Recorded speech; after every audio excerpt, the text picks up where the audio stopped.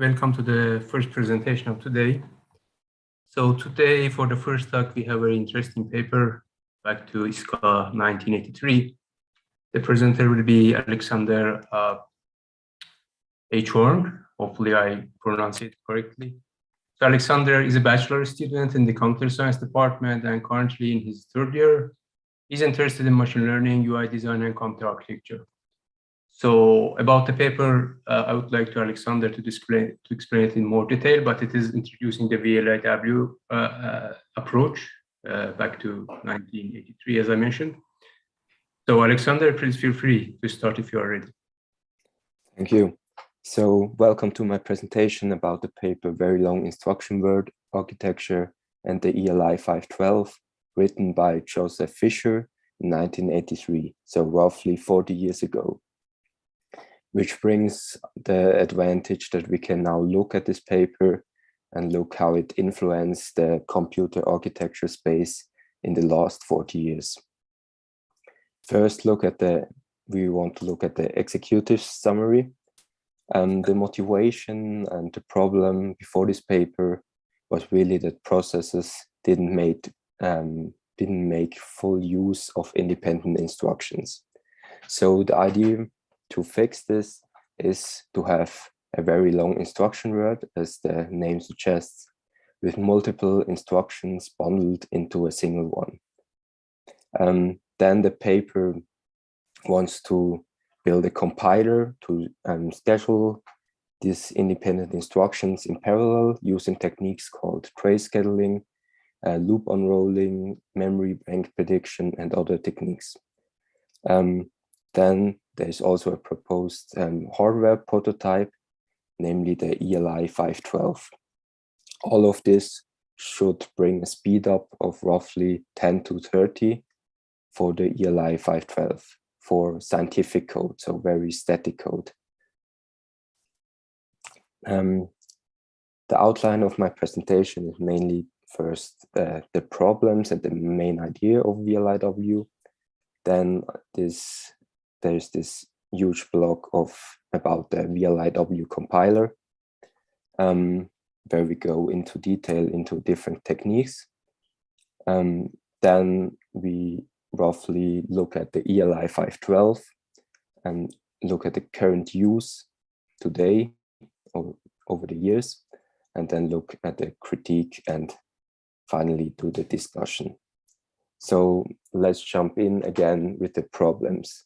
So like always, like today, we want faster processes, more speed, and the way to do this quite effectively is to do parallel execution. If you can't do it any faster else. So before this paper, the speed up from parallelism was never really more than 2 or 3. So this is something that the paper really wants to fix and bring it up to 10 or 30. Now, let's do first a recap of the superscalar approach, which is quite similar to VLIW in some ways. And this was actually introduced 20 years prior to this paper and basically finds independent instructions and schedules them to run in the same cycle, but it does all this heavy work at runtime, so in the hardware. So how this, for example, works, for the first cycle, it looks at the instruction stream, picks the first instruction, then takes the second one, sees that this is actually dependent on the first instruction. So it goes one down, which is independent, and it can schedule them, and then does the same thing for the second cycle in this example. Now, how is VLIW different? Let's say we have the same instructions, for example, and VLIW does basically the same thing, except it does all of this at compile time. So the compiler creates these 2 instructions, which are basically just instruction bundles with multiple instructions in them, which are independent. This now means that the hardware is sure that any instructions in the same instruction bundle, all of them are independent. And so the hardware is much simpler and can be kind of visualized like this. So there's no unit that has to compare the different instructions. Instead, you can execute and fetch, decode, and execute these instructions really parallelly. And each execution unit does the same work. So let's again look at the differences between these architectures or concepts. The advantage of VLIW is, of course, as mentioned, that we have much simpler hardware. The disadvantage, however, is what isn't done in hardware has to be done at compile time. So we have to find a compiler, build a compiler that finds these independent instructions and schedules them efficiently. Then there's also some code size increase in case we can't find these independent instructions. So we have to add no ops. However, we now in the paper and in this presentation, I will mostly focus on the compiler, which is the main problem to solve in VLIW. So let's look at an easy problem to solve, but a nice entry. So let's say we have this simple calculation of x, so a plus b, and a minus c can be calculated independently because they have no dependency between each other. So they can be scheduled in the same instruction. And then the results of the both can be combined in a later cycle. So what are other problems that we have to solve? For example, jumps. Here we have branch instruction, and we have a pipeline. So we feed these instructions into the pipeline, and at the moment that we see here, we don't really know, of course, which branch we're going to take. So we have to predict something.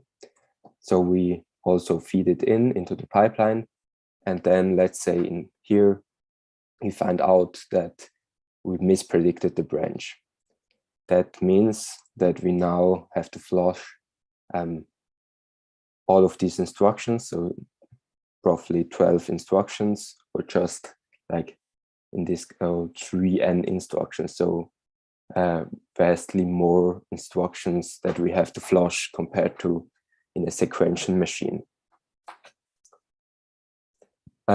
So that are some very high level problems that we looked at now. Let's go into the solutions that the paper proposes and how the compiler can be built to fix some of these problems. First, we look at trace scheduling. So trace scheduling is actually a paper that was released by Joseph Fisher as well, 2 years prior to this paper. And the basic idea is first to divide the code up in so-called basic blocks. A basic block is basically a block of code that has no jumps in except at the beginning and no jumps out except at the end. So let's look at this example. There's a stream of code. So with a branch instruction and a jump instruction. So this means this would be a basic block because we have a jump in right at the beginning, and then no jumps at all except for the last instruction in the basic block.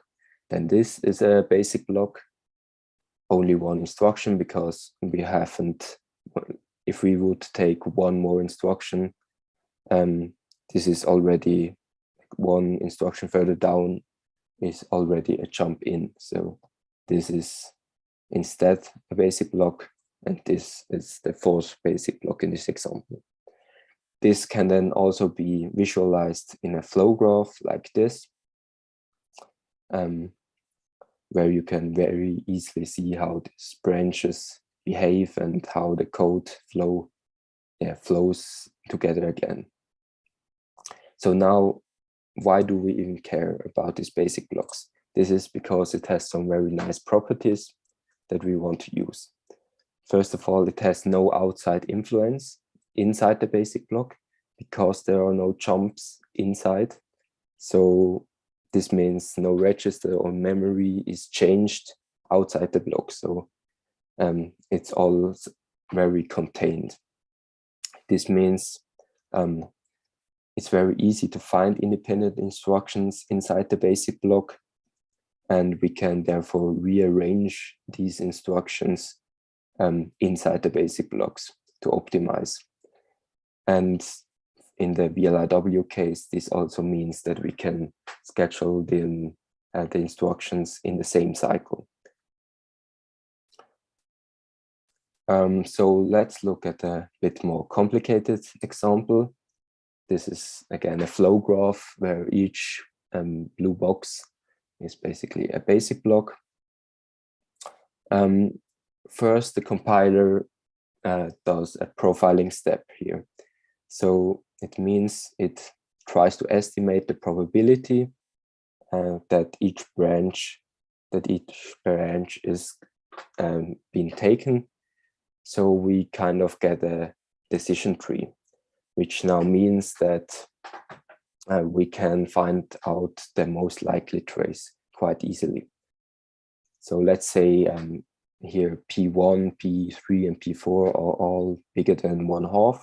So if we start on the left, this is the most likely trace in this example. Now comes the core idea of trace scheduling, and that is that we combine all these basic blocks into a single one. So now we not just combine them into a single block, we now also pretend that it's a basic block, which means that inside this big red block, we can schedule and optimize and parallelize it like before. So this means like a instruction on the last block can be moved all the way up to the beginning. So we have much more potential to optimize. Now, however, we also see that by pretending that it's a basic block, all the jumps out and jump ins are basically broken. So it's no longer correctly linked because we have now reordered the instructions.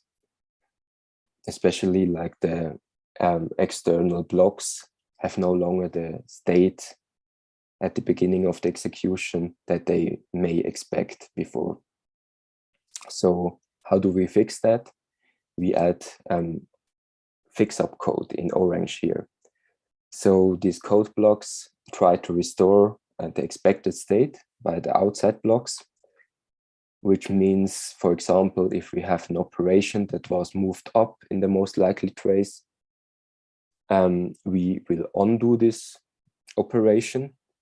And if an operation was moved down and relatively to the jump out, we will redo kind of the operation in the fix-up code. The same thing will happen for jump ins. So we add some fix-up code for that as well, so that the red code block also has the expected state if any jump comes in.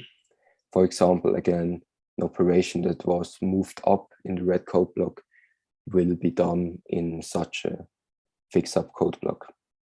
Now we come to the last step where we recurse basically the algorithm and find the most likely path again beyond the first red trace. So this time including the added fix-up code. We do this over and over again until we eventually end up at code that's very unlikely to execute. Now let's look at a special example that we didn't really look at here, and this is loops. Loops are basically supported by trace scheduling because they're more or less just a branch to itself.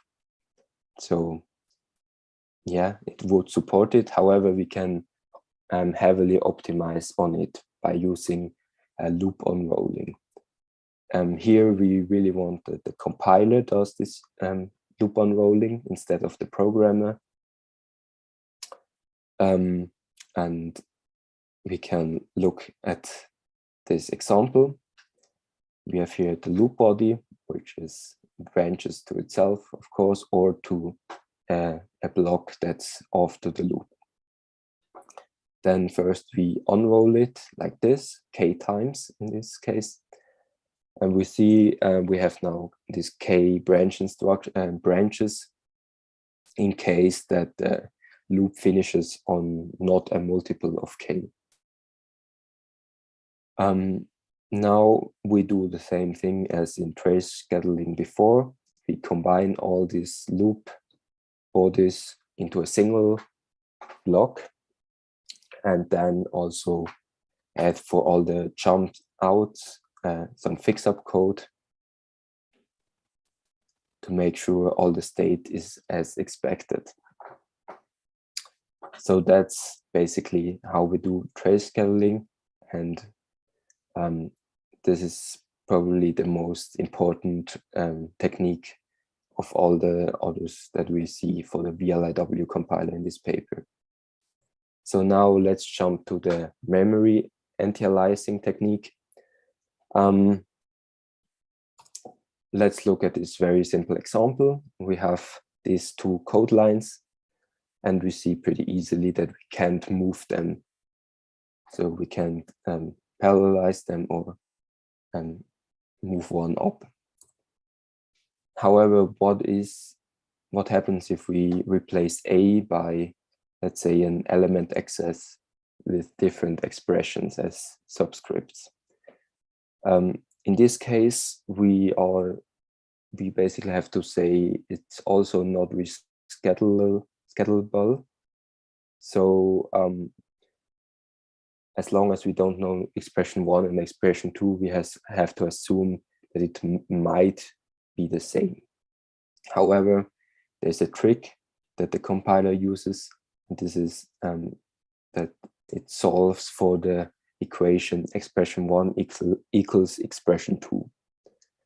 We can, of course, safely assume that expression 1 and expression 2 are integers because we are accessing array elements, and then use a so-called Diophantine equation solver. A Diophantine equation is basically just an equation with only integer solutions. So now if this equation solver doesn't find any solution, that's actually great for us, because now we know that expression 1 and expression 2 are never the same, and the array accesses will never collide.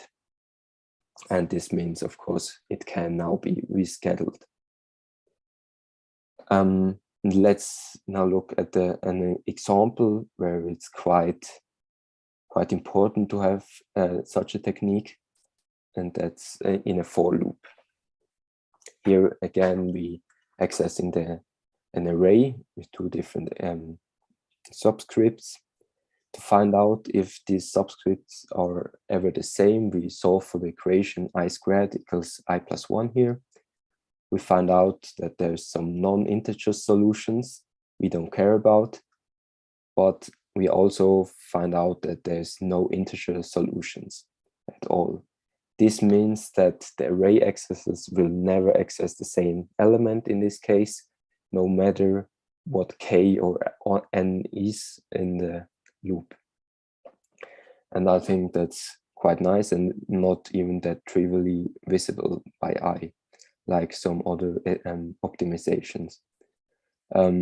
yeah, in general, I would say memory anti-aliasing is quite a nice tool to optimize for array accesses and to help to find independent instructions. Now let's go to how jumps are handled and branches. Let's first look at how we shouldn't do it, probably. That is that we just allow branch and jump instructions in any of the instructions inside the instruction bundle. Like something like this would, of course, lead to ambiguity and executed. We don't really know if we want to jump to A, to B, or whatever. So we have to solve this. A possibility to do this is for one, to only allow one jump or branch instruction per cycle. And for a little bit more parallelism, we could also allow multiple branch instructions with some priority rules. And that is actually what this paper proposes to use for VLIW and what it is implemented for the ELI 512 prototype hardware. So the paper suggests to use n independent tests and n+1 locations to jump to per cycle. And it has the priority rule that earlier tests have priority. This can be visualized like this. Each test case has a label assigned to them, and the n+1st location to jump to is basically just the fall through case. A C-style implementation could look like this. So basically the first test that succeeds, as you can see here, determines where we jump to. Now, this comes with a problem. By having n independent tests, we have to have n+1 full address candidates in the instruction, which of course uses a lot of instruction bits, even for a VLIW architecture. Instead, we want to conform the jump addresses to certain regularities. And this is solved like this. We just have one next instruction address that is specified per cycle. And the real jump address is then calculated by using this next instruction address and adding some leading bits according to the test field that succeeds. So here it's 00, 01, 10, 11. In case of, for example, an 8-way jump, we just increase the number of leading bits. So like a 3-bit. For example, for this next instruction address, we have then the potential jump addresses like this. If we now just have a single branch or a 2-way branch, this can, of course, also be implemented like this. We just have one test condition and set the test condition after that to true, basically to always succeed. And like that, we have an artificial 2-way jump. Now, how are direct jumps implemented? Let's say we want to jump to this address. We first set, in this case, the next address according to the jump address, and then set all the conditions to false, except where the leading bits match the jump address. So like that, we can use also jumps in this, in VLIW like that. So there is no special jump instruction. So that's how branches and jumps are implemented in, or at least proposed in this paper and implemented in the ELI 512. Let's go now to memory bank prediction. Now, by having multiple instructions per cycle, we have the problem that potentially there are multiple memory references in the same cycle. And this, of course, requires some global arbitration system, which increases the latency. Or we could not have such a thing and just allow memory bank conflict. However, this would freeze the entire processor. So what is the solution to that? Of course, as the title suggests, it's memory bank prediction. But how do we do that? And for static code, scalars always have a known location by the compiler. And array values can also be predicted by a similar system that does the anti-aliasing part, as long as the array subscript is known and not data dependent. So what about loops? Here we do a little trick. We unroll the loop by a multiple of number of memory banks in the system.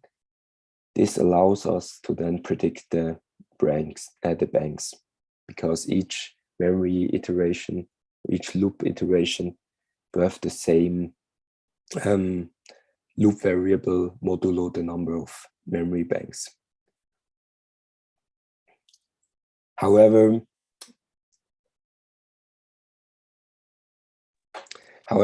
if the subscript of the array is data dependent,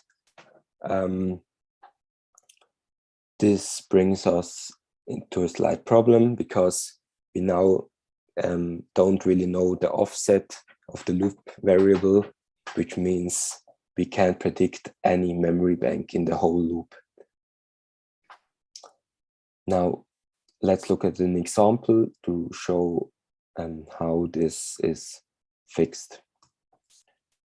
We have this simple for loop where we have an array access and a k, like the loop variable from k to n, where k and n are potentially unknown.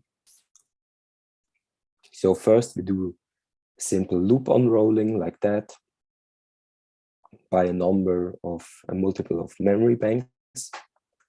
And then, because we don't know k, we still can't really optimize for memory banks accesses. So we add something called a pre-loop, which is the solution for the problem. The pre-loop is basically an unoptimized part of the loop, basically the loop replicated one more time, which is very unoptimized and iterates over itself as long as I, in this case, the loop variable I, modulo the number of memory banks is not equal to 0. So as soon as it's equal to 0, it jumps to the optimized loop, which is unrolled. And because we now iterated over the pre-loop for an unknown number of times, but we know in the loop, at the beginning of the loop, the optimized loop, that I, or the loop variable modulo the number of memory banks, is always equals to 0. Also for a second optimized loop iteration, this is the same, because we have unrolled the loop by a multiple of a number of memory banks. We also see that in the pre-loop itself, we have no optimizations whatsoever. So we don't try to predict the memory banks, and also there's no loop unrolling happening. So now these are the different optimizations for the compiler to find and increase independent instructions. Let's now jump to the proposed hardware, namely the ELI 512. ELI stands for enormously long word instructions. has, as the name suggests, a 512-bit instruction word, 16 clusters with an ALU and some storage each, where 8 of them are M clusters and 8 of them are so-called F clusters.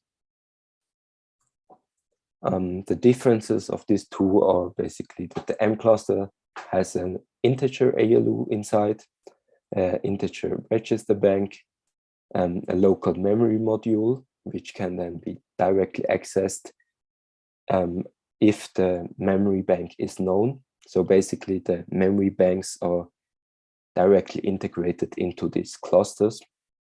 We'll have very efficient memory accesses.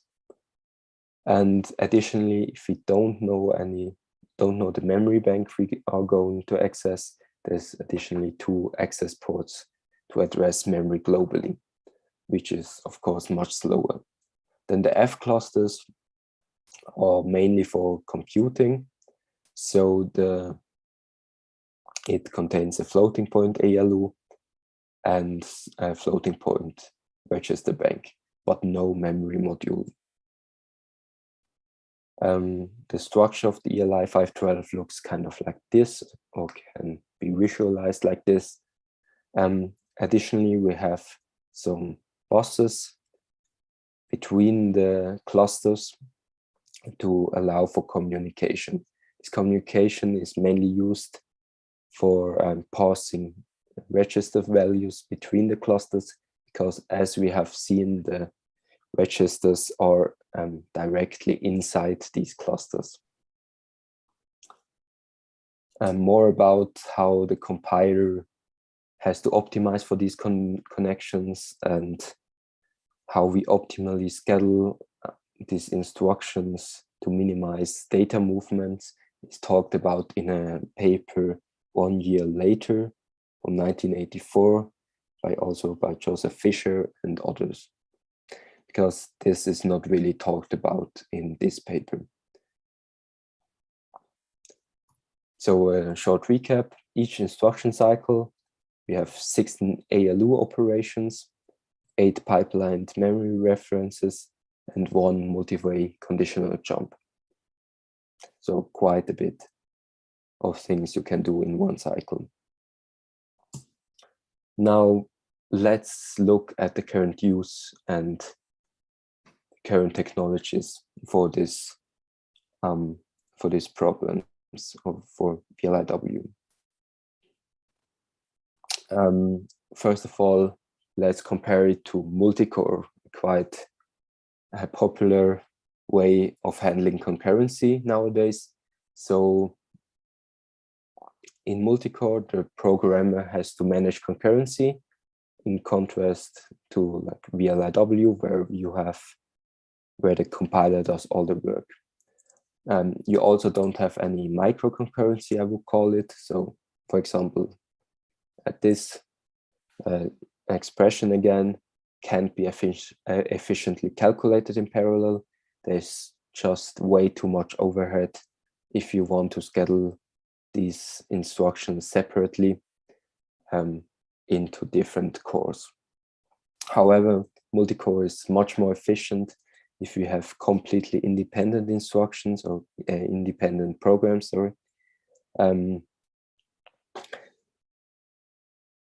especially programs that don't share a single resource. And of course, it's much more efficient because you have a completely separate control flow, which doesn't influence each other. Then we have also SIMD, which is quite popular. So here the programmer or the compiler can manage the concurrency. It's at least in a CPU, it's mostly optional, so it's more like an extension instead of having the whole processor being SIMD.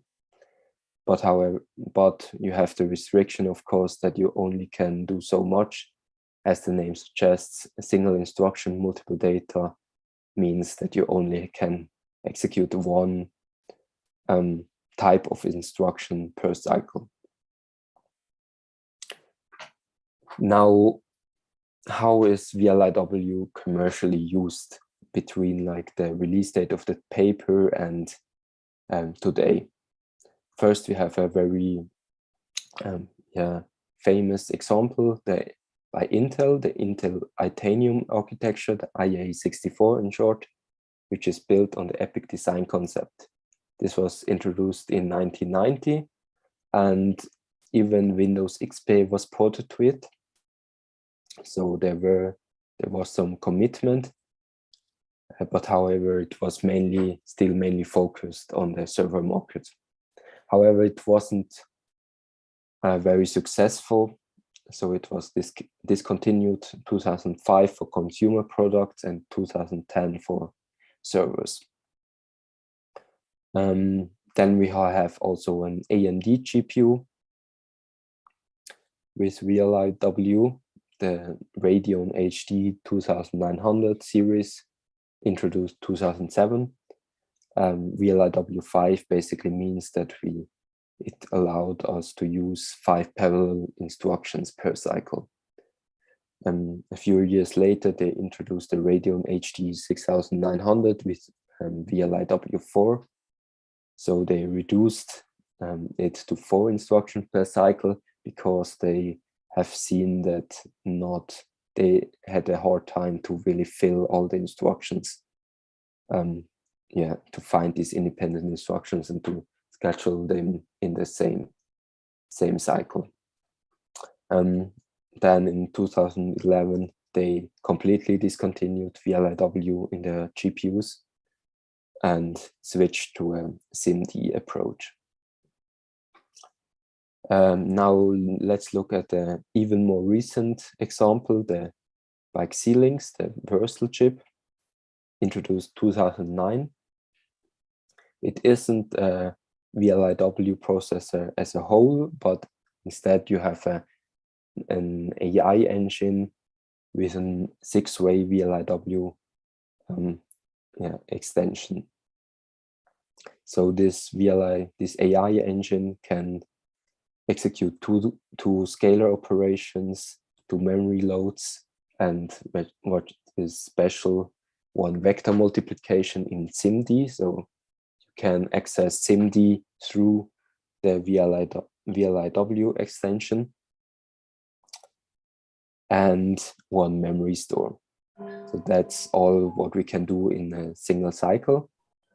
And we also see that this chip was just updated in 2000, this year, and it got some updates, and it's called the Versal HBM chip.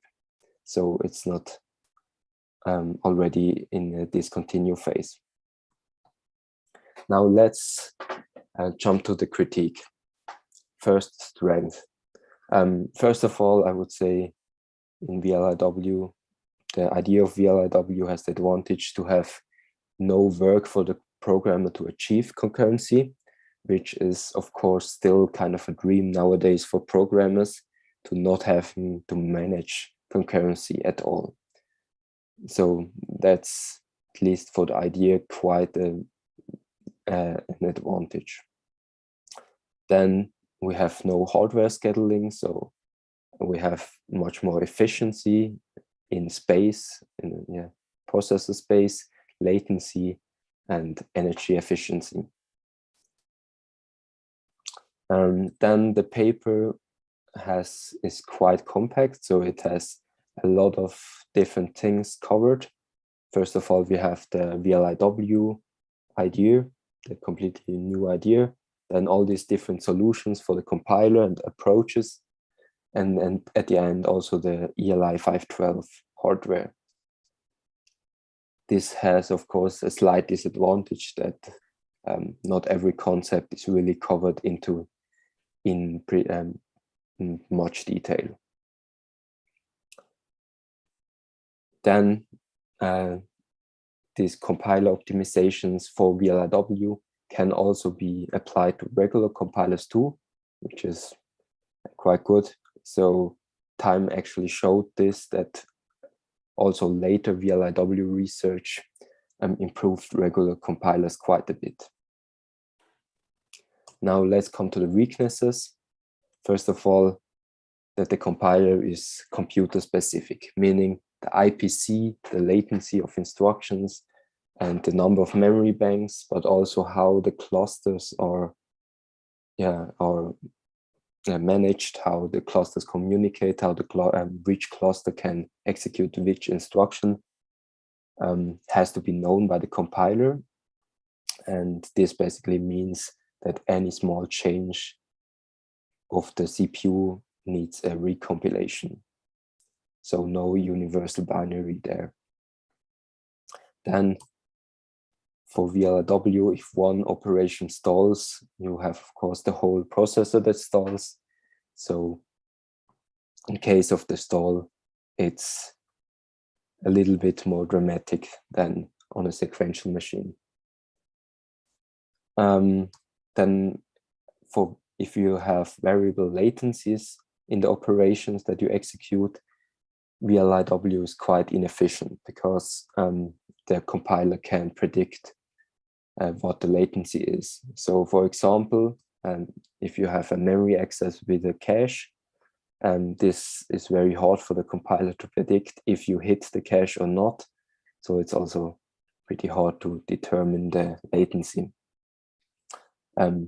This point or this example is of course a bit unfair because at this time, 1983, caches weren't that popular yet. So it's more like this example is more like a problem nowadays. Then there's this big problem of code size increase. You probably noticed all over the presentation, it's all about adding code or increasing code. So this means, of course, that the binary is quite a bit larger, especially if we don't find independent instructions, then we have to add no-ops.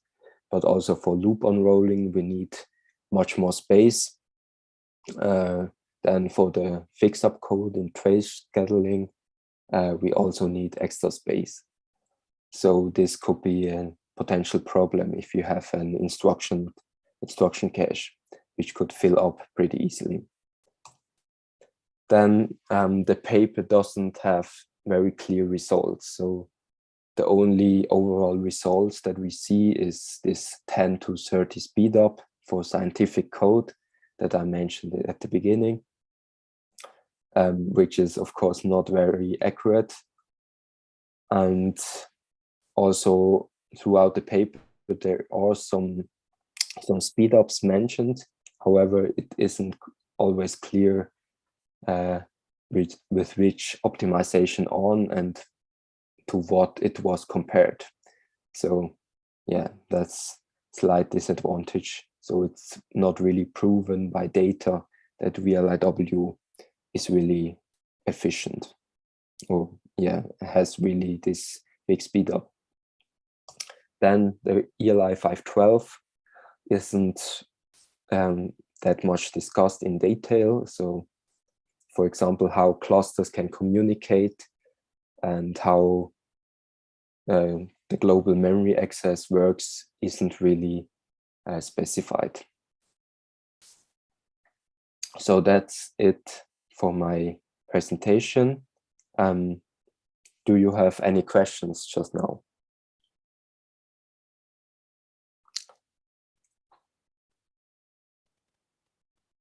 So it doesn't look like it. So we can switch to the discussion part. The first question that I have for discussion is basically, why was VLIW never really commercially successful? What do you think? What are your ideas? What has failed, basically? Maybe I can you hear me? Yes. Okay, so this paper was, I think, in 1983. Yeah. And as you said, all the work is inside of a compiler, and you might be taking compiler design at ETH. And if you do, you realize building a compiler is pretty hard, even a simple one. It's not simple, and very new, like GCC, they have millions of lines of code, right? And now you also said that one of the issues is that like every CPU needs its own modifications, right?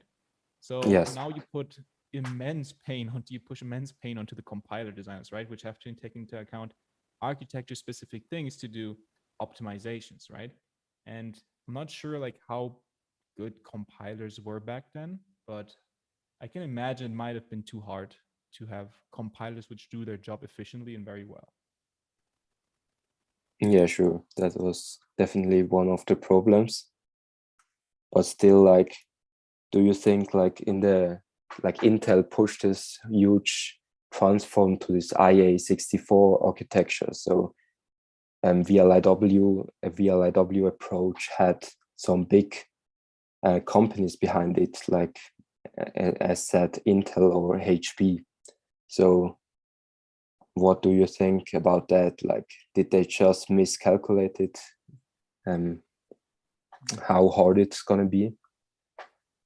Maybe, right? They're changing. The issue is, so you have, I think, two issues, right? One thing that you mentioned is that you have different binaries. So if I want to download Google Chrome or Firefox, whatever, I usually go and get my package for Linux or my executable for Windows.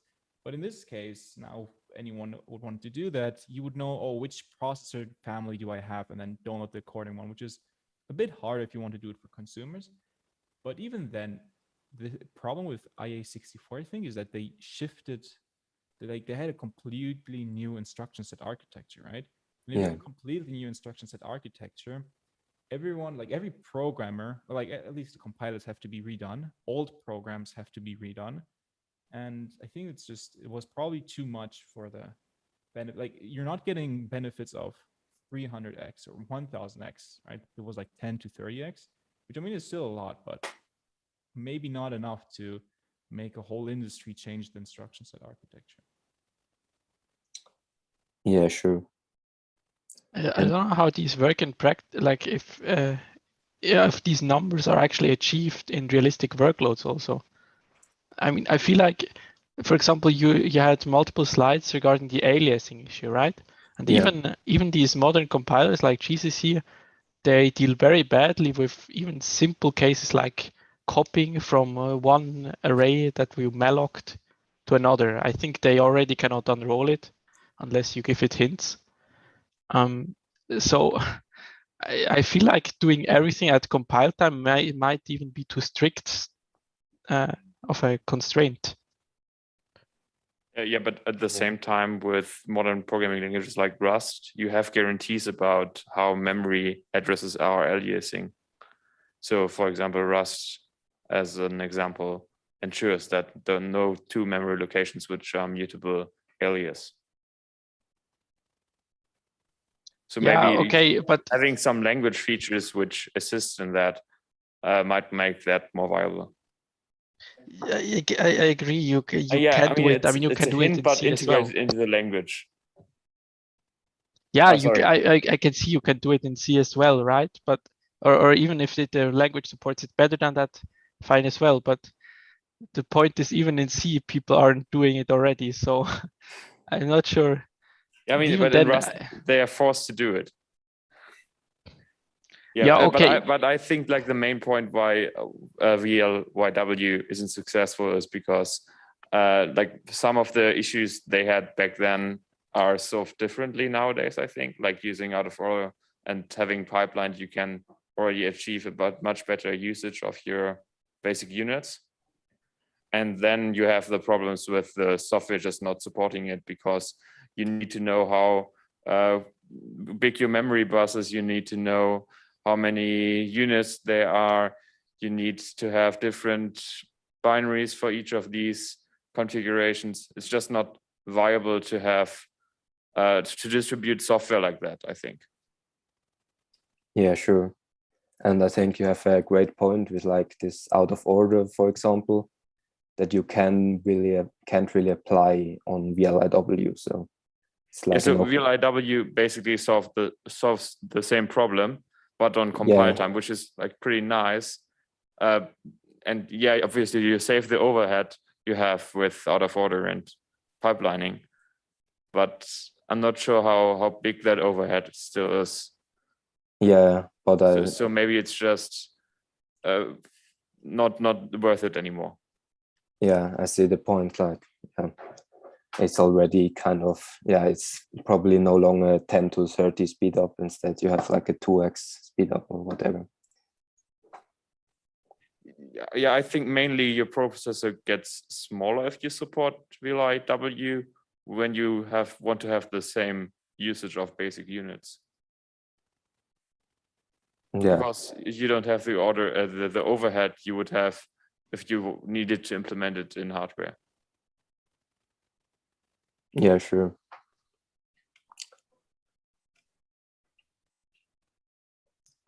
Maybe let's go to the next discussion point to not use too much time.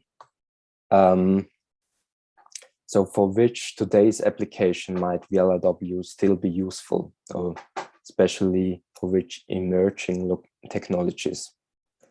So like now for really specialized hardware.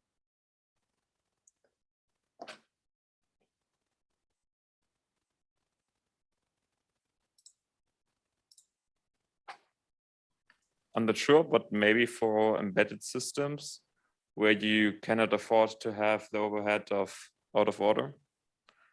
So where performance is important, but area overhead and cost have to be kept low.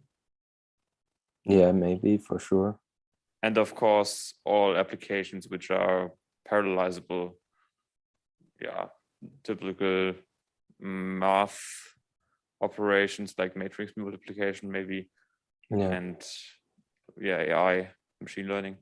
Yeah, that is also what we saw with this Xilinx Versal chip, like neural network acceleration. That is quite easy to find independent instructions there. Yeah. Any other technologies that might be helpful to use VLIW for? I think it can be quite useful for processing in memory, because you have independent execution units which might benefit from these kind of systems. But yeah, I'm not sure how you would program them, because memory does not usually have support for this complexity. Like this sort of instruction is going to be hard to decode, and memory's decoders are not, they're too simple. Yeah, but it would be nice to see how you would schedule it. Yeah, definitely.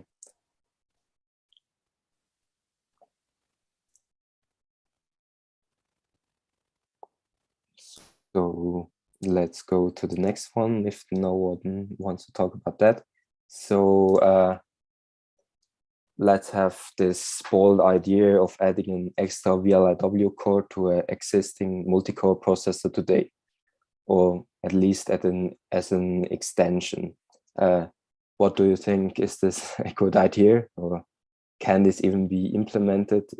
Would this be used by anyone? And yeah, what are the challenges?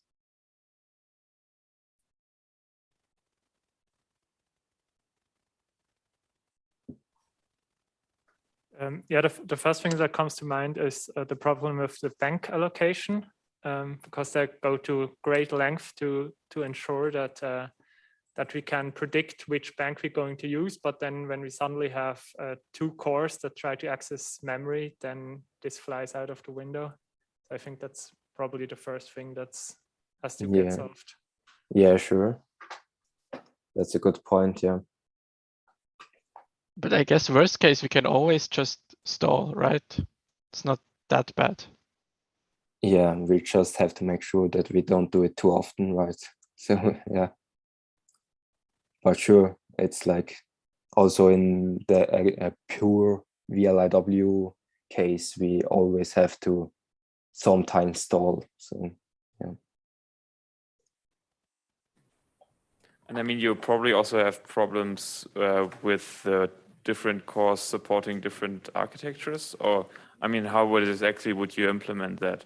If only one of the cores would support that extended VLIW instruction set, would you have some applications which only use that core and others which use the normal cores, or would this be like an accelerator? I mean, if VLIW makes sense for AI or machine learning applications, maybe it could be like an accelerator, which is only used for certain applications. That could be an idea. Yeah, sure. I also think that makes more sense to have more like an accelerator. Like today we have SIMD in the CPU, and not to have like an extra core. But yeah. Any other remarks?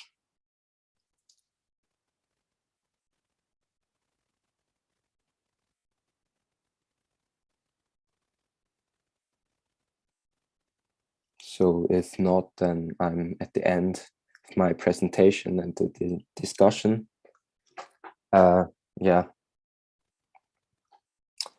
Maybe Professor Mutlu want to say something, or we go to the next presentation. Yeah, sure. I'll say a few things. Thanks for presenting this paper. This is a very seminal paper, as you all probably know.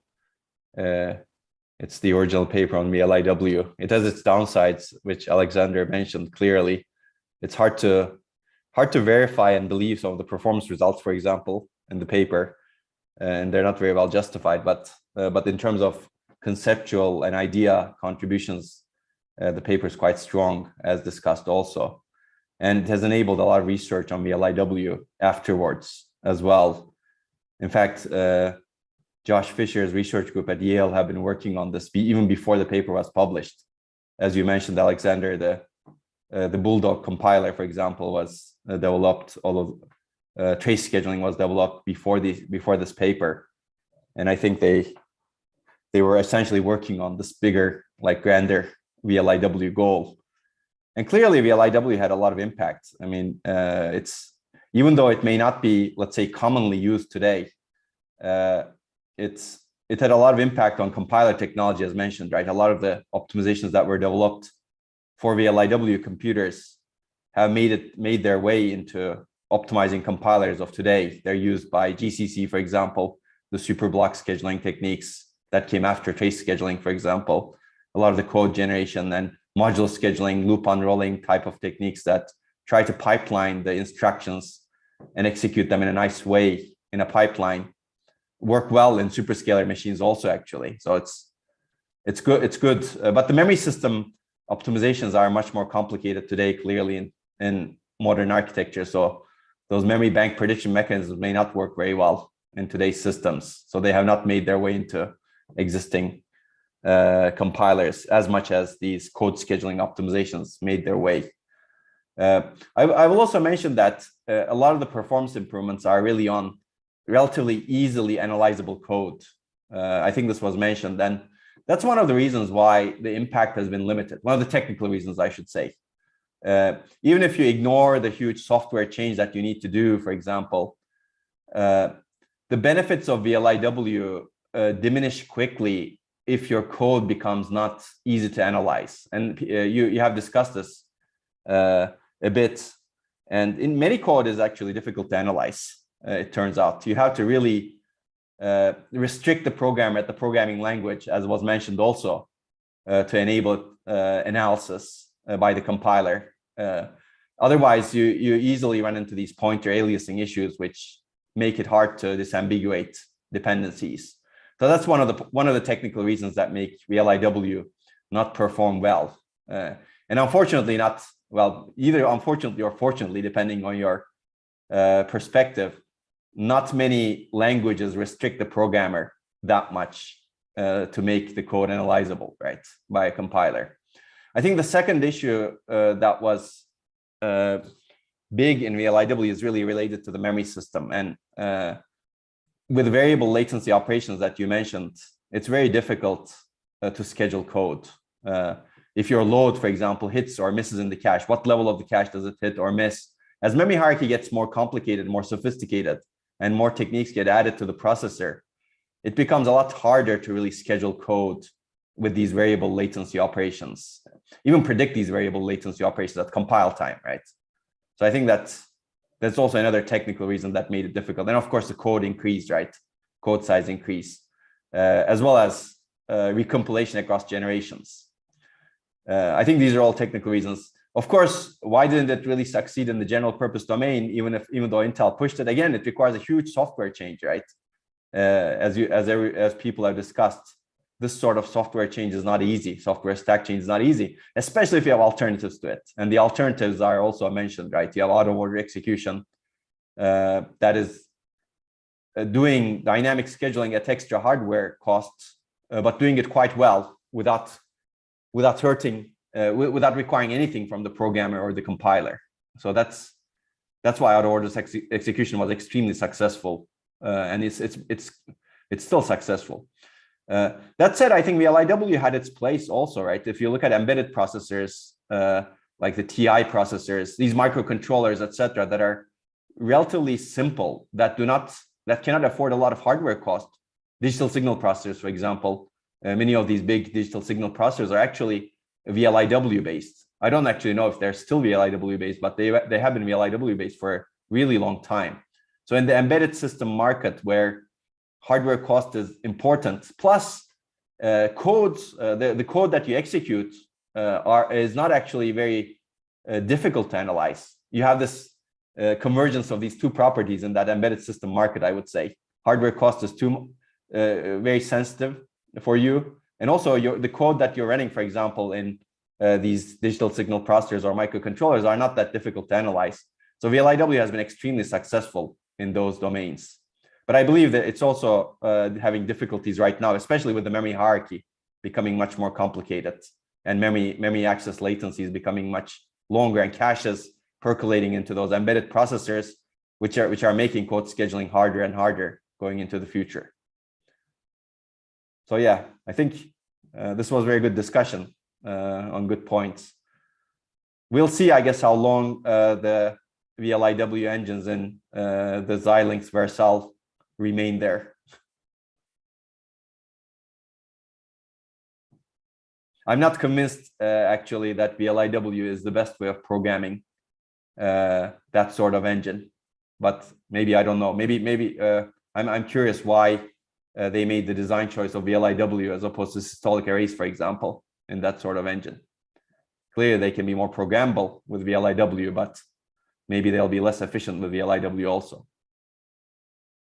especially if the goal is to accelerate neural networks, right? Okay, I don't have any other comments unless somebody has comments on my comments or questions on my comments. Okay, we can move to the next presentation then. Thanks, Alexander.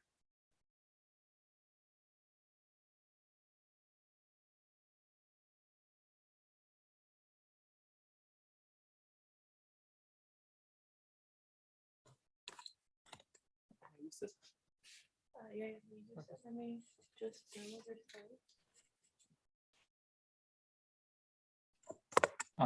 Is Max ready, Mika? Should I introduce him, or yeah, let me know when I should introduce him.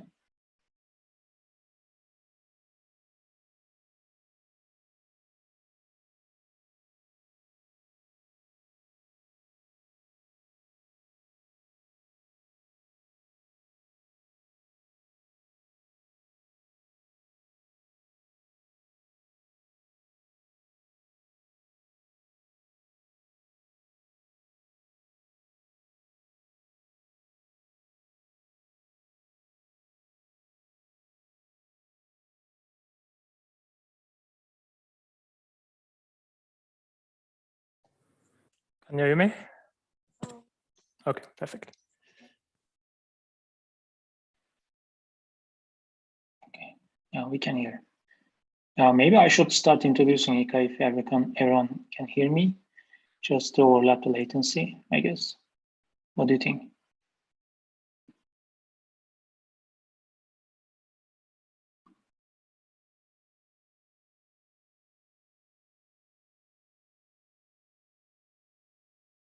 Can you hear me? Yes, we can hear you, John. Okay, yeah. I'm not sure if there's a problem in the lecture.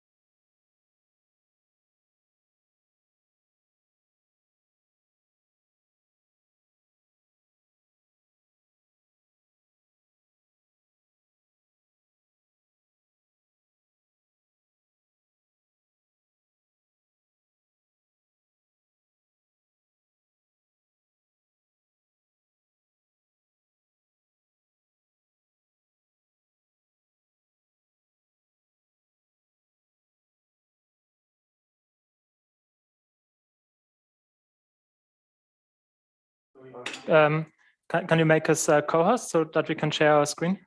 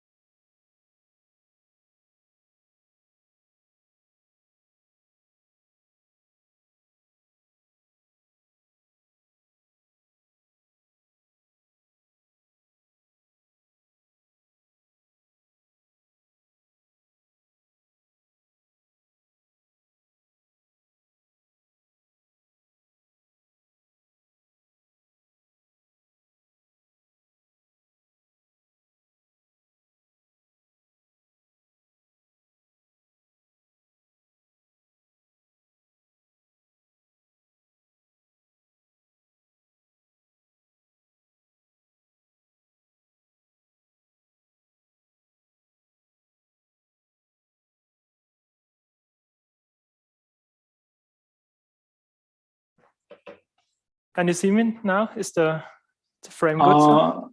Yes, but the slides don't look good, I guess, in Zoom. I'm not sure if it is same for everyone, but Yeah, I can also only see the right third of the screen, I guess. Yeah, that's what they were saying. Oh, basically, okay. Yeah, Okay. the first one. Oh, no, it don't have to. Is it like this? Oh, is it so better? oh yes, it's good now. Yeah. Okay, perfect. Okay, so I guess we can start now. Is it fine? Okay. So yeah, hello everyone. So we're gonna continue with the second paper now, and Max is going to present this paper. Max is currently studying in the computer science department, and he's currently in his third semester. And he's going to present the paper with the title "A Case for Richer Cross-Layer Abstractions bridging the semantic gap with expressive memory, or in short, XMEM, which was led by Nandita Vyashkumar. And this paper was published, presented at ISCA in 2018. So yeah, without any further delay, maybe Max, you can start presenting your paper. Okay, thank you for the introduction. Yeah, then I will just jump right into it. Start with the executive summary. So the motivation behind it is that we see that more and more we have that memory is the biggest bottleneck in today's most computing system we have today, as we have seen in the last few talks also.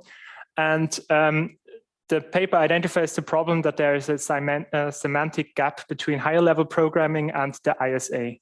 And it observes that there are a lot of memory optimization that would be possible or could be improved if the lower level hardware knows about more about how the memory is used. And so the key idea here is that we tag memory regions that have the same semantic use. So if we know we're going to reuse this memory region very often, then we can tag it so that the underlying hardware knows more about how we intend to use it. And they evaluated it in two major sections.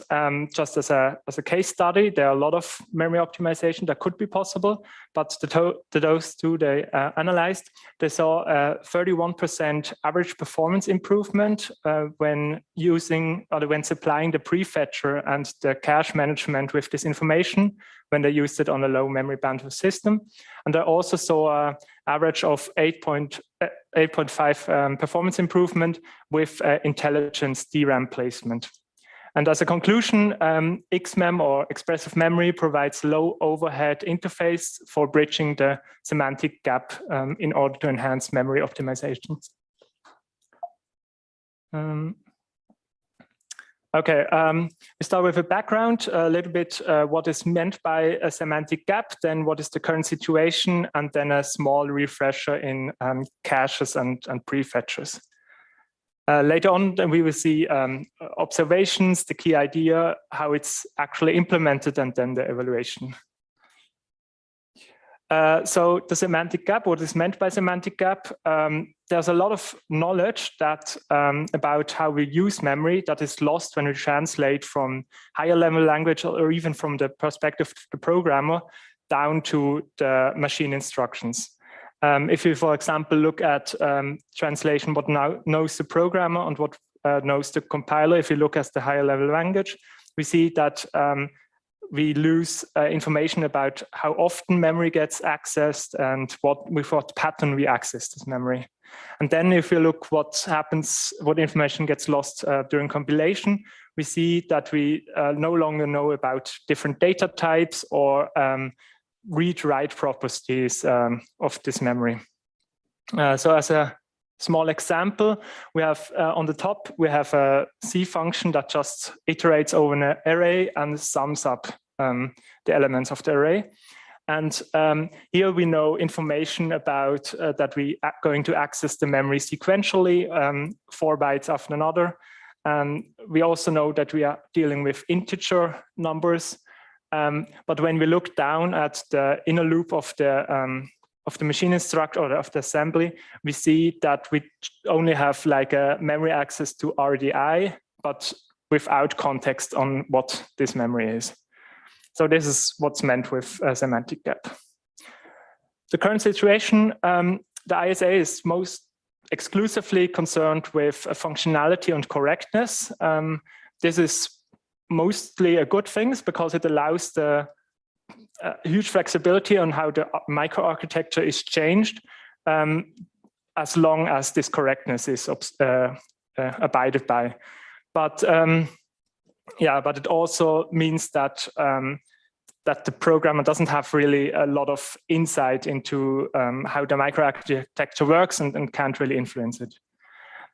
Also, the second observation we have is the memory hierarchy is almost completely abstracted away. We're dealing with a flat virtual memory space, And the only exception is the OS that knows about physical addresses and prefetch instruction that are like a band-aid to like hint at the compiler that we're going to access memory.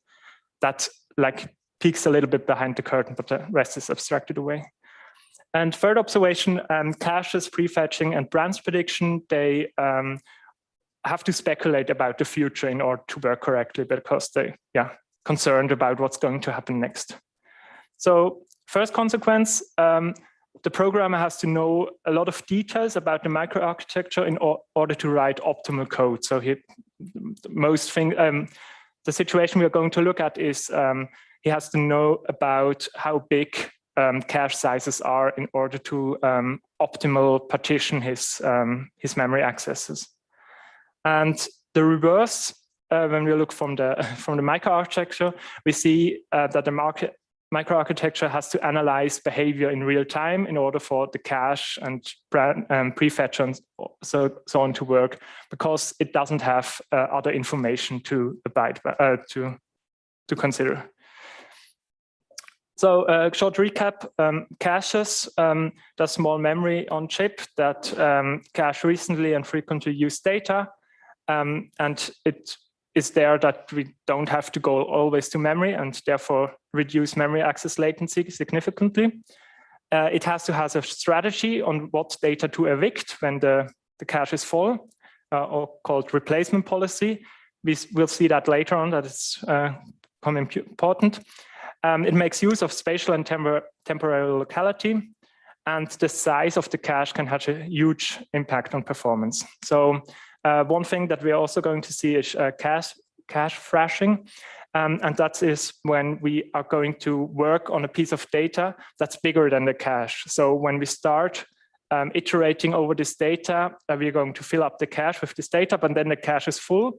So we're going to evict the first accessed element, and when we're at the end of the data and we're going to go back to it, then this data is already evicted. So we don't really get that much of a benefit through the cache, and we will see a huge performance loss through this.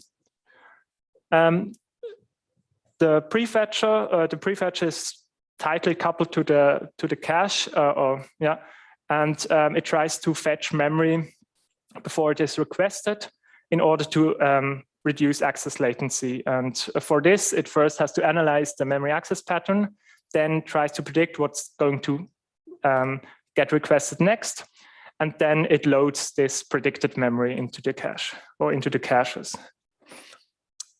Next, we're going to see the observation, especially what could happen with a prefetcher and the key idea of the paper. So going back to the earlier example we had, assume a situation where we have an inline processor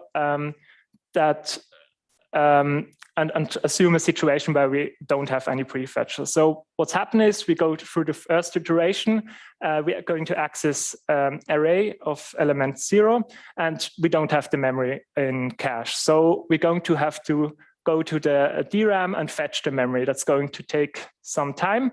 And after we have fetched this, we have a cache line in memory, and we're going to quickly iterate over the next few loops. But then we're going to exhaust the cache line, and we have to have a memory fetch. What happens if we have a prefetcher? Then the prefetcher could predict, after we went through the loop a few times, that we're going to access the pattern one after another. So it can start early with memory prefetcher, but the benefit isn't that great because the comparison between computing the sum and going through memory is huge. And assume we have a perfect world, the prefetcher knows everything. And as soon as we're going to have the first access to the memory, then it can already start prefetching the next cache line, because it knows, okay, we're going to access memory sequentially in increasing order. So you can see we have almost halved the computation time from the first example. Key idea is we provide the OS and the hardware with more detailed information about how we intend to use the memory. And for this, they propose expressive memory, or XMEM. And basically, the most important part of this is the so-called atom. And the atom is just a piece of memory that we can specify. It has an atom ID, so we can talk about it. And it has program attribute on how this specific part of memory is going to get used. And these program attributes are defined statically, and then we have hardware support for mapping different memory regions to this atom and enabling, disabling this atom at runtime. And when we have this communicated to the hardware, then we can create OS and hardware optimization that make use of this information. Yeah, let's look at the implementation. A few design decisions they made, more detailed on what the atom is, xmemlib, the library that they used for this, and the whole system. So the design goals, they had 4 design goals.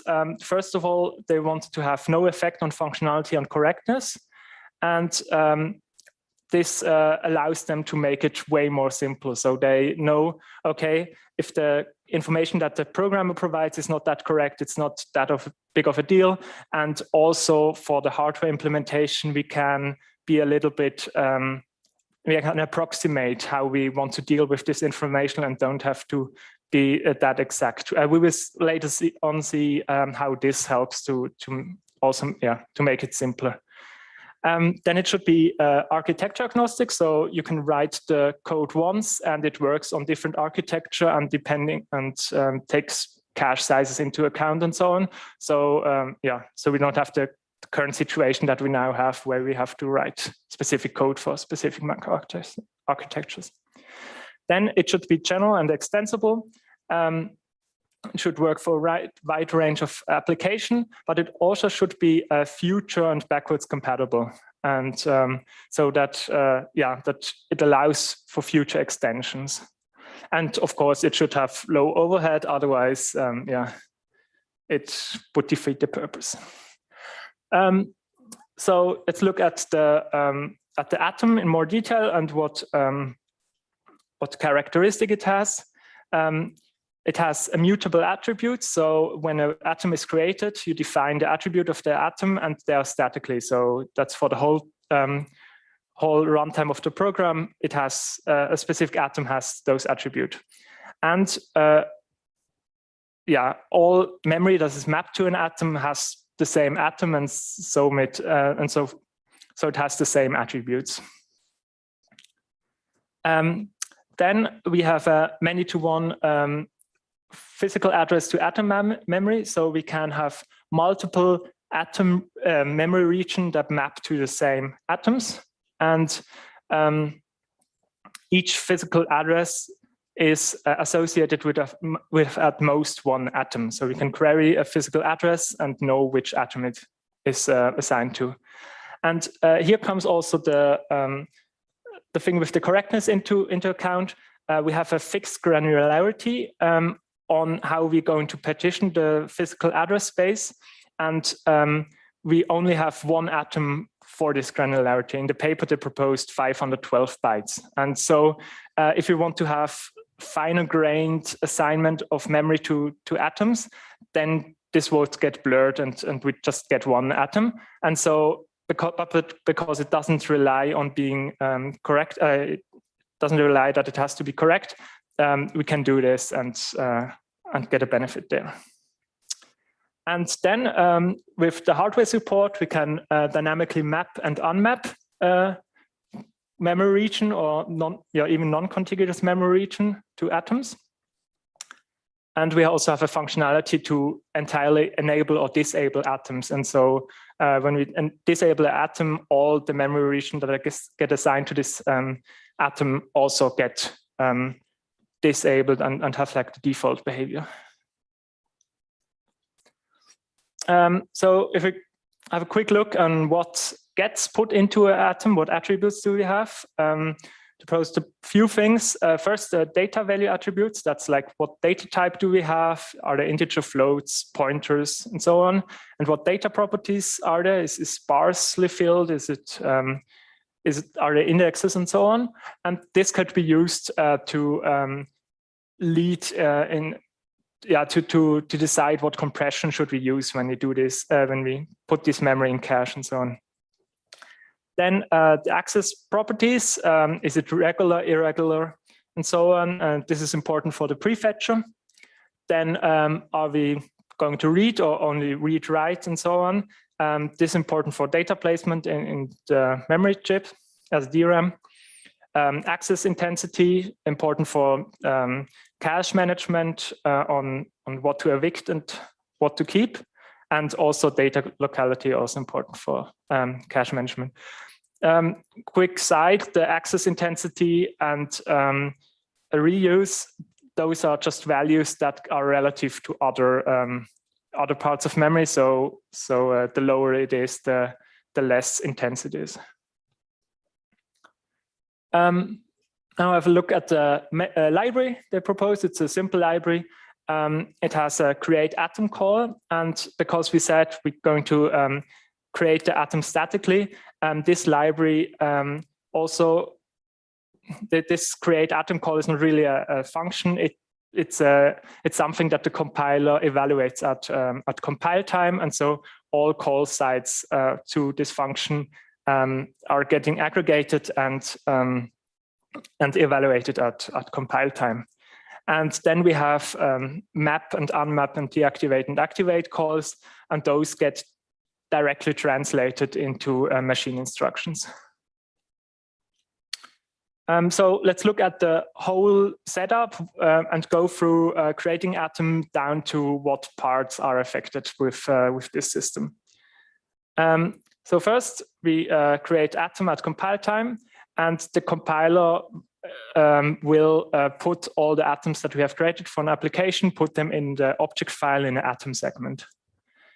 Then at load time, the OS is going to take this atom segment and creates a global attribute table that's just a region in memory where it stores the atoms or the attributes of the atoms. And then during context switches or also during load time, the OS invokes an attribute translator.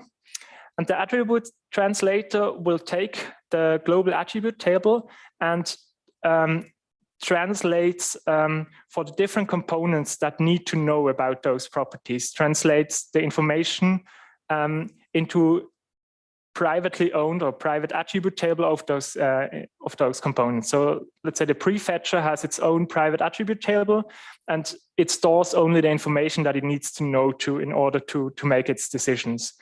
And this allows, together with version number, this allows to have forward and backward compatibility, and we can tailor the information for the specific microarchitecture without having to change how the atom attributes are stored. Also. Then during runtime, we have a few more components. We have an atom address map, and this maps basically each physical address to an atom. And as we saw earlier, it has a resolution of proposed 512 bytes, and this is stored in memory. And then in order to query it more efficiently, it also has an atom look-aside buffer similar to the TLB to cache the atom address maps. And they saw that with 256 entries, they can cover almost all requests. And then also to store if an atom is activated or deactivated, they have an atom status table. And for each atom, it has to store 1 bit of information. And this all together is in the atom management unit. And this atom management unit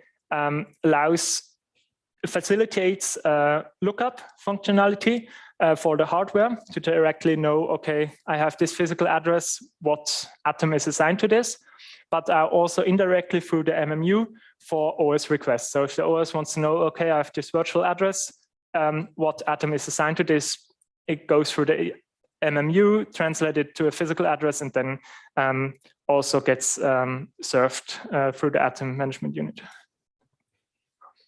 Okay, now let's go to the evaluation. We look at what has to change in the hardware software stack to facilitate all of this.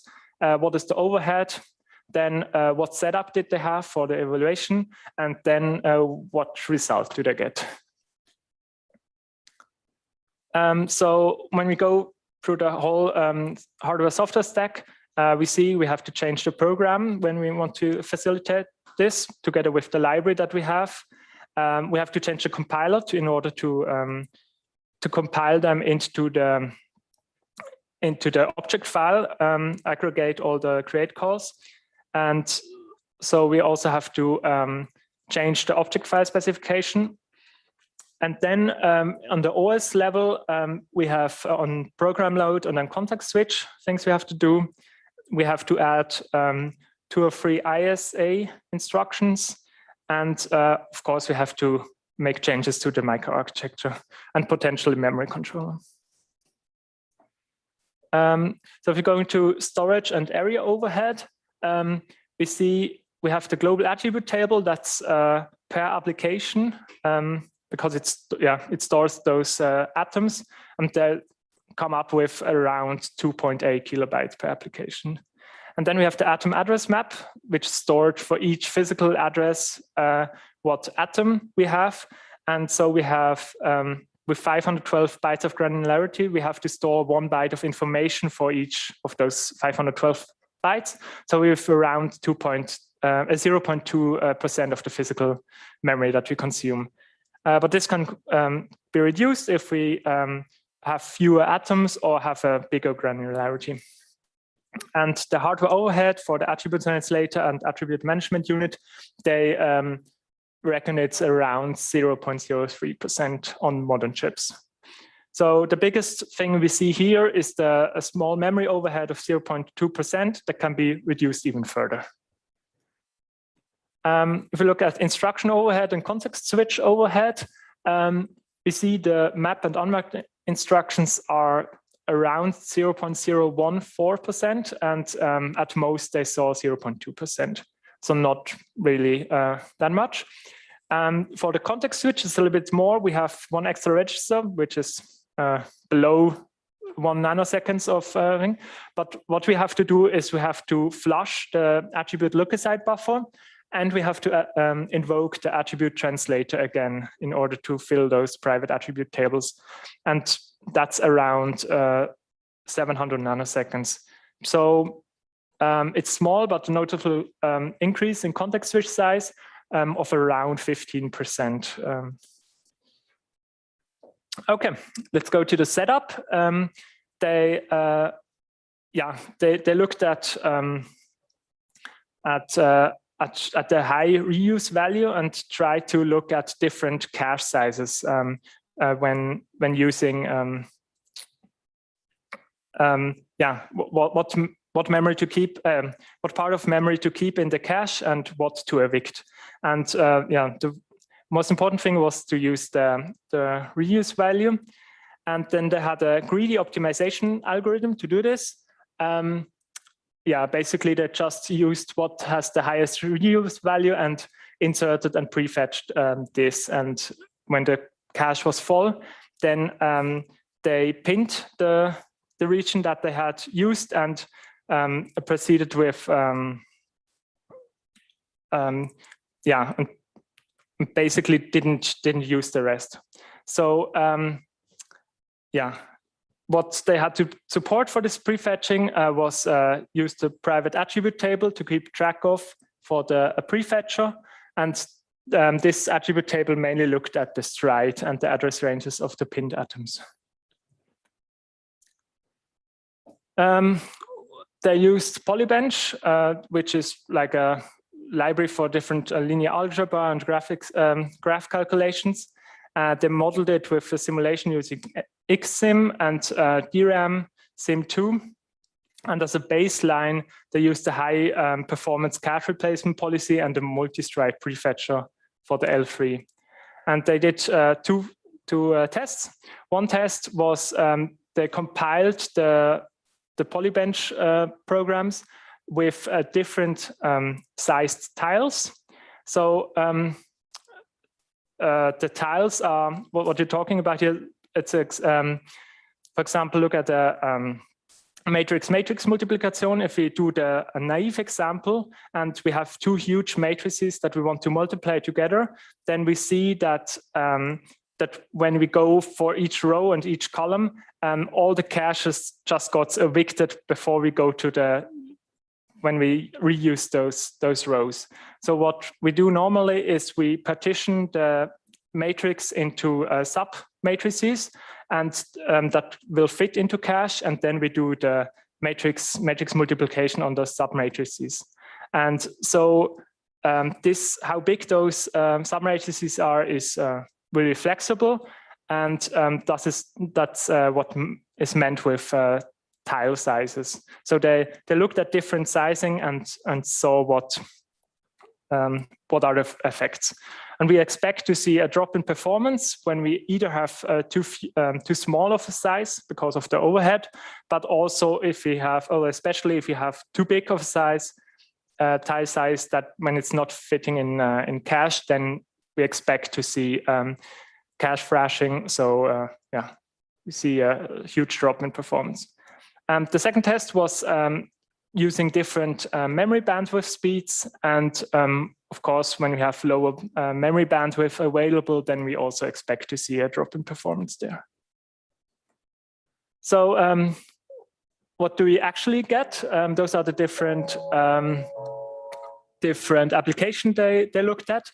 And so when we look at number one, we see between the smallest tile size and like the best one, then we see that it has a huge performance penalty if we look at too small, or we take the too small of sizes. Number two, we see that cache thrashing can also increase like up to 7.6. Can lead to a severe slowdown. And but we see also when we look at 3 that if we use XMEM, then those can reduce the effects of cache thrashing. So in all of those we see benefit, and especially in the cases where it has an optimal cache size, tile sizes. Okay, then let's look at the memory bandwidth. So here they looked at the baseline is basically 1, and then they had 2 versions of the implementation. The first one is XMEM pref, which is basically XMEM with only the prefetcher, and then I have XMEM all, which is basically with prefetcher and also cache replacement policies. And what we see is, or what the cache replacement policy does is, if it sees we have region of memory that's bigger than the cache, then it will only use the first 75% of the cache to fill up this memory region, and then will pin this memory and don't replace it. So when we go later on and use this cache again, then it will still be there. So we can reduce the effects of cache thrashing. And with a low memory bandwidth situation, we see that that this also has a huge benefit, because we we don't use as much memory bandwidth. So we also see a benefit there. Okay, then back to the executive summary. We were motivated by because memory is the most critical part of the system in most systems. And we saw that there's a semantic gap between the high-level program and the ISA. So they proposed a solution where we could deliver this information and thus enable more memory optimization because they could use this information. And they saw that they had a 31% for the prefetching and cache management, and a 8.5% improvement with intelligence DRAM placement. So in conclusion, XMEM provides a low overhead interface to bridge this semantic gap and enable memory optimization or enhance them. So other questions so far? Like how everything is built up? Mm-hmm.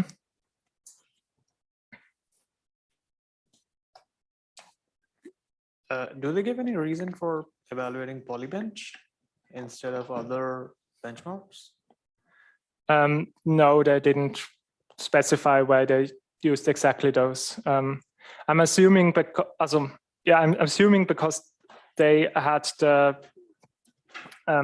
property that they have like an application that uses specific die sizes. That could be various, but that's a speculation on my part. Yeah.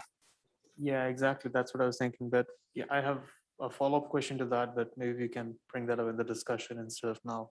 Okay. Yeah. Right. Thanks. Okay. Then let's go to the strengths, weaknesses, and then later on to the discussions. So yeah, most important strength, it tackles a major performance bottleneck in a novel way. It enables multiple optimizations, and it allows for portable performance optimization because it can adjust dynamically on the available cache size. If we assume that we could replace certain overheads that happens today because it has to predict what's going to happen, we certainly have a minimal chip overhead, but we could also get a negative chip overhead if we could replace this if the system is used to a great extent. And it has many clever details. For example, it uses the physical address atom mapping instead of a virtual address atom mapping in order so that we only have one global atom address map. Otherwise, we would have for each process, we would have its own address, and we also have to partition it and make it more complicated. And also another detail is the versioning and attribute translation that enables the forward and backwards compatibility in a very elegant way. Then weaknesses. One of the main weaknesses, it's a lot of components across the hierarchy are required to change in order for this to be implemented.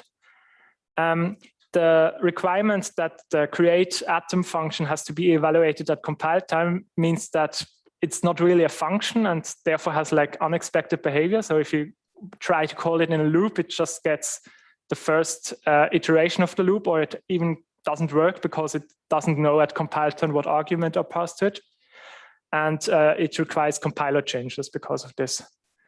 And the atom mapping is allowed to be dynamic, which is a good thing, but some optimizations, like, for example, DRAM placement that tries to place the memory at advantageous position in DRAM when it gets allocated, they mostly, although they expect that this mapping is static, because if it changes, do they map it to a different region? Not really. It's not really practical.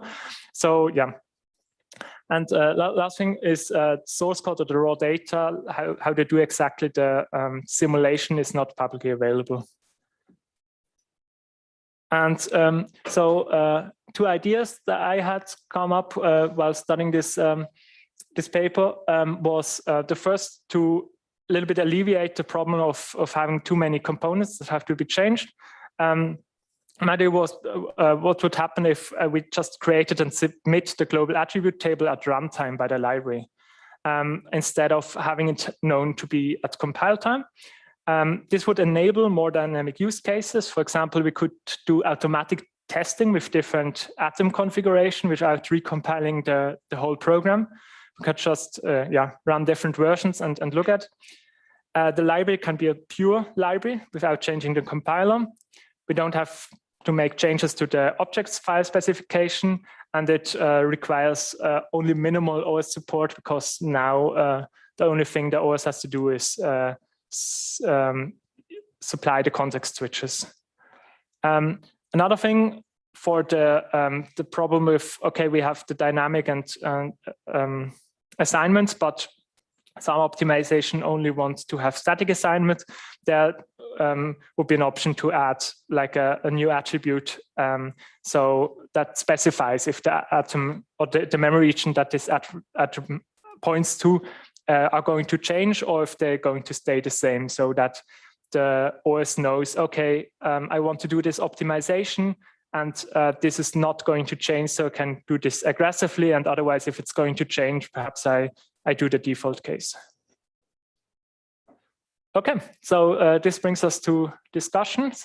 There's also a question. In German, you would say Verständnisfrage. So you have a cache and you reserve 75% of it for atom for this process. Yeah, I didn't explain that. Probably didn't explain that well. So yeah, we have a certain number of tile size that's bigger than the cache, and we tag this tile, this memory region with a high reuse value. So what's going to happen is we're going to look at the first part of this memory region and access this sequentially, and we will put this into the cache. And to not have the situation that we fill up the whole cache, we're going to say, okay, for this high reuse memory, we will reserve 75% of it. And we're going to put 75, we put it into cache until the 75% are used up. And after that, we're going to pin this region of memory in the cache and only going to use the next 25, the rest of the 25% of the cache. But this we're going to use like normally. So we're going to evict it constantly and yeah, use it as a normal cache. And so the idea is that when we later on going to use this, then we still have it in cache.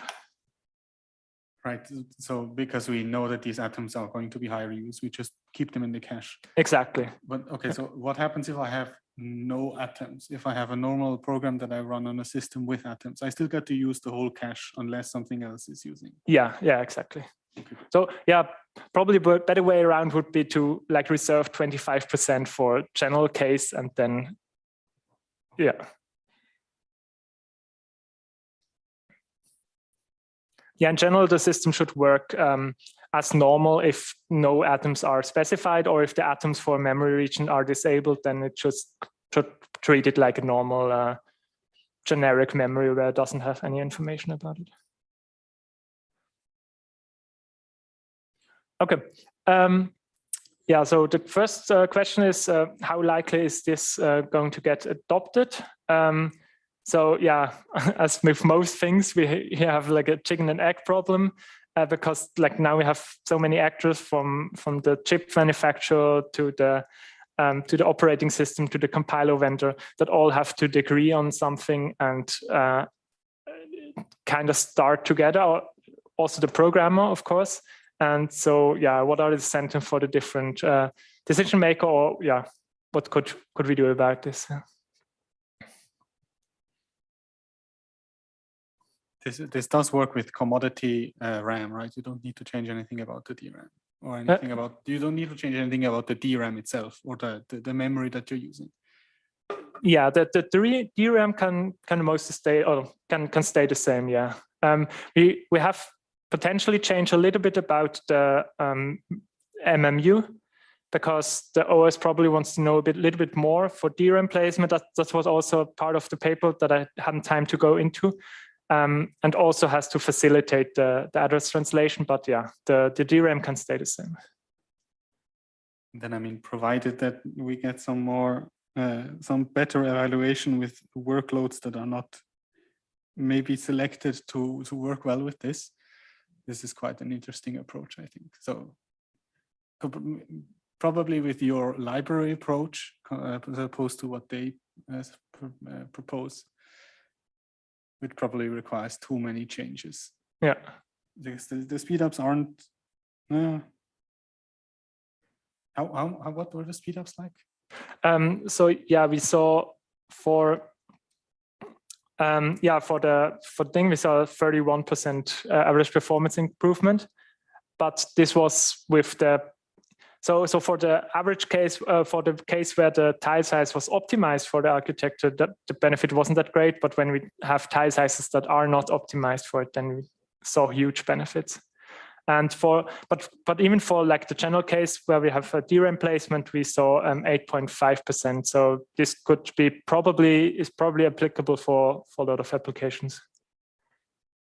When I'm running an application where I can specify the tile size, I'm probably doing that on purpose, and I'm probably specifying the tile size. So I'm not sure how much it says if it works well if I have misconfigured my. Yeah, the benefit here is that assuming you have so you can just put one tile size that probably is good for a lot of systems, but then you can run it on all systems, because even if you go into a system that has smaller cache sizes, you still doesn't get that huge of a penalty. That's the main idea behind it. And it's even worse because if you look at if you have multiple applications that use the same cache, then you have the problem that you don't know in advance how much cache size your specific application can use. So yeah, I think that was the main motivation behind having like a portable performance optimizable way.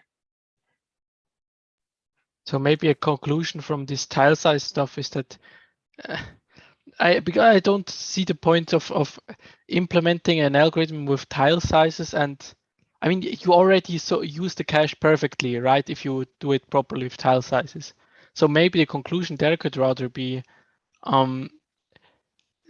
that we can think of this as optimized code and non-optimized code. So a programmer who was well aware of the cache and already optimized his program wouldn't benefit of this. But 90% of the programs which the programmer isn't really looking to optimize it, this is kind of a passive gain in speed. Yeah. So what you could also, so if you're going to look at what, that's also already one point I wanted to discuss is for what kind of application that would benefit the most. So if you look at programs that are not that trying too hard to optimize and don't use like a tile size approach, what you could do also there is just say, okay, we have a matrix multiplication. We just say, okay, the whole matrix is a high reuse memory area before we do the multiplication. And you would still get benefits because basically it's just having a huge tile size. So so you would get the benefit that you see in 3 here. So the difference between this and this. I do have to manually define these atoms, right? Or is the idea that the compiler does this all automatically? Yeah, that's also, you're very good at predicting what discussions I want to. Yeah, so this is also kind of a question. So in the paper they only proposed to do it manually, to set up what type of atom is, but then also manually flag the memory regions with this atom. But you could imagine a system where the compiler or like a system that runs the program and analyzes its memory behavior and then specifies the atoms based on this could also be implemented for more of an automatic way, and or even. Yeah, I could even imagine having like a virtual machine that looks at runtime behavior and then specifies the behavior it sees. But yeah, it's also an interesting question. Do you see ways this could work more automatically? I don't see a way to work, but I think duck typing would make it harder. If you have this languages without data types that you specify, then how do you, for example, Python, right? You don't say it's an int or float. So sorry, I didn't quite. I'm trying to think how duck typing programming languages would try to implement this. For example, Python, or right, that would make it harder to figure out which kind of atom this is, and then it just spirals out of, I don't know. But I mean, these duck typing programming languages are hopeless to optimize anyway, right? Like, no one writes Python to write a fast program. If you want a fast program, you use Rust, C, C++, or something like that, a compiled language. Yeah, I'm not quite sure I agree, since even Python in the background still uses types, right? Yeah. To some degree, you still have integers and doubles and floats and whatever. So you can still do some stuff at runtime. I'm not sure how much the Python virtual machine does, but I can imagine that that if there's a way for compiler writers to do it so that the user it is transparent to the user, I think that could be a huge thing, because yeah, as you said, they're trying to optimize a lot for making their the backend fast, or the runtime fast. But yeah, for the user, it should be as transparent as possible for those languages. Yeah, I also could imagine having like more static assignments, so that that, for example, you have like annotation system that would require changes to the programming language, but I could imagine having like annotation system. So if you define a global array, or define a function, that you can annotate it with like the access pattern that you expect, and so then the program can figure out what memory is it, and insert the necessary instruction to flag this memory with this access pattern. So yeah, if you know you're going to do a matrix multiply, then you could flag just a multiply function with, okay, this is high reuse area, and then it looks what memory gets used for this. Actually, I just realized that these programming languages have a much worse issue than type, right? Like, in fact, all these garbage collected programming languages, they will not be using continuous memory locations for all their stuff. So even in Java, there are have types, right? But if I make an array of 1 million objects, these won't be contiguous in memory. Only the references will be contiguous in memory. So it doesn't even work at all there. Yeah, that has nothing to do with like garbage collection. I'm sorry, but that has nothing to do with garbage collection. I mean, you could still have like structs and classes. If you would make like an array of pointers in C++, you would have like exactly the same issue. And languages like Go already inline structs into arrays. So it's not about the language being garbage collected. It's like just about how you are using the memory. Yeah, I think it's both. So if you look at Java, there you can only specify everything has to be an object. So you don't have a way of. Even Java has like primitive data structures nowadays. Like they have a proposal for it. They're working on it. Also, they have primitive data structure like a value type. Value types. Yeah, that's the idea. Okay, yeah. Then if or C# has like if you have a double array, that would obviously work in Java as well, right? Yeah. And if you do high performance programming, you don't use like arrays of arrays where the arrays are pointers, right?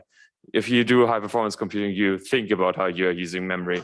And if you are not doing high performance computing, you don't need these like additional performance benefits you get here. Yeah, but I mean, we just discussed that. Like, I find it a fair point that, okay, if these languages introduce value types, and then this is is applicable again. But the argument that you only need it for high performance computing, I don't think that's fair, because as we discussed, right, if the programmer already optimizes the code, you don't need this as much. So for example, in matrix multiplication, if the programmer already thought about it, it's not that much of an issue, but you want this probably in cases the programmer didn't think too much about it, right? So not necessarily only in high performance. Right, but out of a virtual machine, it would be relatively trivial to just allocate memory in 512 byte or however large your atom regions are, and then just put stuff in atom-sized regions and then tag it, as opposed to just storing it all over the memory, which is probably already not happening that much, right? Yeah, but this is the hardware, right? Like I believe these atoms, did they mention anything about what the hardware cost of this is? In what terms do you mean? So I'm thinking you need kind of coarse-grained atoms probably, no? So you can't have too many of them. Yeah, so they fix the number of atoms you can have to fixed size, and they propose 256. And so each application can only have 256 atoms. Did you mean that? What size? Yeah, the size of an individual mapped atom, that depends on what properties this atom can have. But I think so the more it gets extended, the bigger it would become. But yeah, so I mean, even if it's like so they assume for 256 atoms that it's going to be 2.8 kilobytes of memory. Right, with a 512 byte granularity, is that too much for you, Lindeka, I think? Yeah, I mean that you don't have a whole lot of memory if you can only use 256 atoms of 512 bytes each, right? No. Okay, so so each so what the granularity is each. So we have those 512 bytes of granularity, and this can only assign to one atom. So you can't split those 512 bytes and have like the one half being atom 1 and the other half being atom 2. So that can only be assigned to one atom. But you can have an atom can be assigned to as many 512 byte region of memory as you can. So you could assign the entire memory region to only one atom, for example. So each memory region can be assigned to an atom. You just have the restriction that you can in total only have 256 atoms per application. So different atoms, yeah. I see. So it's not necessarily a problem even if these are all over the place, I guess, right? Yeah. So okay. Yeah. Assuming the only problem would be if you have like small objects that are like really random in memory and that are smaller than 500, like way smaller than 512 bytes, then you can't like track them that precisely. That would be the only, yeah. But if you have like a group of objects, you could allocate them together in an arena allocator where they are closely together, and you could make that arena an atom, right? Yeah. So you would have an atom that would match map to that arena, yeah, of memory, yeah. Yeah, exactly, yeah.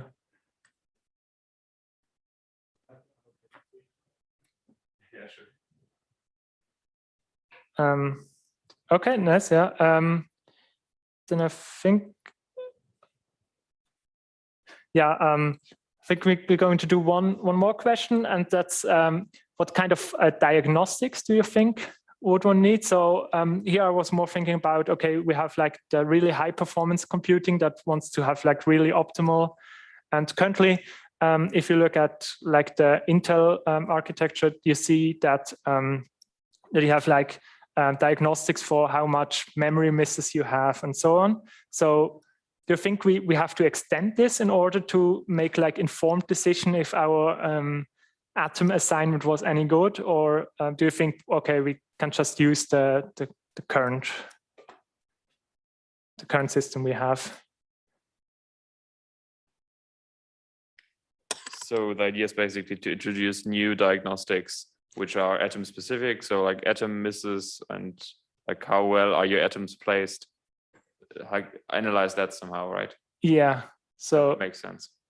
So if you have like a we tag the memory region with high reuse, and we see, okay, we're only going to use it once, and then for a long time. I guess you could have like extended vagrant, like a memory analyzer to check that as well. Having then atom support, and then it could check how much you're accessing that memory region, if it was worth it to have an atom for that. Yeah. Yeah, I think that's. Yeah, so you mean more like a profiler where you run the program, and that gives you ideas for where to place additional atoms, or? Yeah, right, like a debugger feature or profiler, yeah. Yeah. And maybe you could run that program once in your diagnostic tool, and then like do changes based on that. Yeah, yeah, that's a good idea.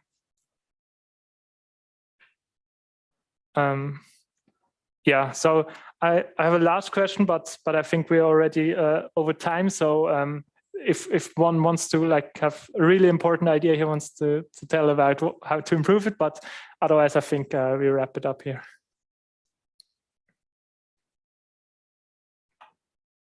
Okay, thank you.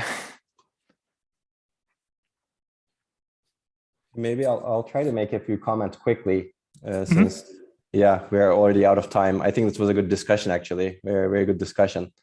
And I think this sort of research is actually extremely important to communicate from the high level of the software stack to the hardware.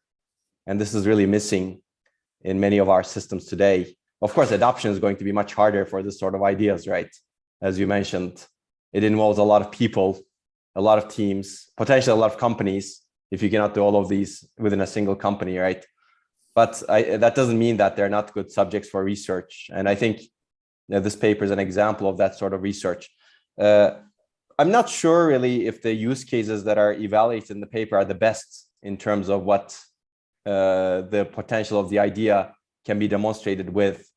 For example, the paper lists a huge table of optimizations. And I think you mentioned some of the optimizations in the presentation. But it evaluates this tiling as well as DRAM placement ideas, and doesn't do an exhaustive exploration. So I think the numbers may look small, but I wouldn't. I would say that I think the benefits of the idea can be demonstrated potentially with other applications, like compression could be another application that is mentioned. Hybrid memory management could be another one, and who knows what else. So I wouldn't. From my perspective, the value of the paper is not that much in the evaluation results, but more in the idea and concept and how to communicate across the hierarchy. And I will mention one thing on the tiling. I think there was some discussion on tiling. This is actually really interesting, because if you look at a lot of the tiling research, it assumes that, well, clearly you know the cache size, right, that you're dealing with. But in many cases today, you don't necessarily know your cache size. If you're in a multi-programmed environment, for example, you may not be guaranteed your cache size, or cache size may be different from what you expect, depending on what other, let's say, tenants are allocated in terms of cache size. So I think enabling tiled-like performance without requiring the programmer to actually do tiling is important, because the programmer can do many of these micro. I think that's also goes to the point of the paper, right? The programmer can do many of these micro optimizations, tiling, maybe prefetching, software prefetching, and different sorts of cache management, and who knows what else. And then the programmer may actually not be optimizing for the correct system that they're executing at, right?